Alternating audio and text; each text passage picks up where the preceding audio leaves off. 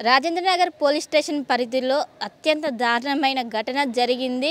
ఇక్కడ నివాసంలో ఉంటున్నటువంటి నివాసితుల్ని అత్యంత దారుణంగా బురకా వేసుకొని వచ్చి భార్యాభర్తల్ని పొడిచి చంపిన సంఘటన రాజేంద్రనగర్ పోలీస్ స్టేషన్ పరిధిలో జరిగింది. ఇది నిన్న జరిగింది.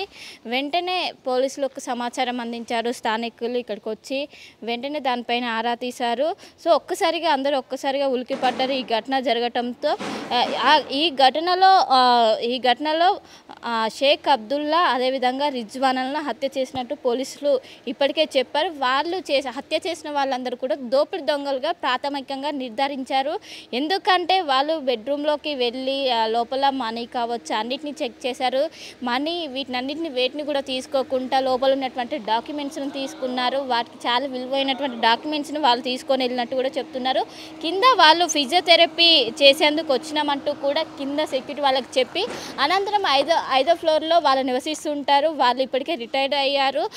ఒక షేక్ అబ్దుల్లా బ్యాంక్ ఎంప్లాయీగా తెలుస్తుంది. అదేవిధంగా రిజ్వానా రిటైర్డ్ టీచర్గా కూడా తెలిసింది. సో వీళ్ళందరూ గత కొన్నేళ్ల నుండి ఇక్కడనే నివాసం ఉంటున్నారు. దీన్ని అదును చేసుకొని పిల్లలందరూ కూడా ఫారెన్లో సెటిల్ అయ్యారు. వాళ్ళిద్దరు మాత్రమే ఇక్కడ ఉండడంతో కిందికి వచ్చి ఫిజియోథెరపీ కోసం వాళ్ళు రమ్మన్నారని చెప్పి కింద సెక్యూరిటీ వాళ్ళతో మాట్లాడి డైరెక్ట్ 5th ఫ్లోర్కి వెళ్ళారు. అక్కడికి వెళ్ళి వాళ్ళతో వాగ్వాదం చేసుకున్న అనంతరం వాళ్ళని చంపిన అనంతరం అక్కడ ఉన్నటువంటి బీరువాలో కావచ్చు అన్నిటిని చెక్ చేశారు. డబ్బులు నగలు వీటిని అన్నింటినీ చెక్ చేశారు. వారితో పాటు నగల్ని కూడా వారితో పాటు పత్రాలను కూడా తీసుకెళ్ళినట్టు ఇప్పటికే పోలీసులు చెప్పారు.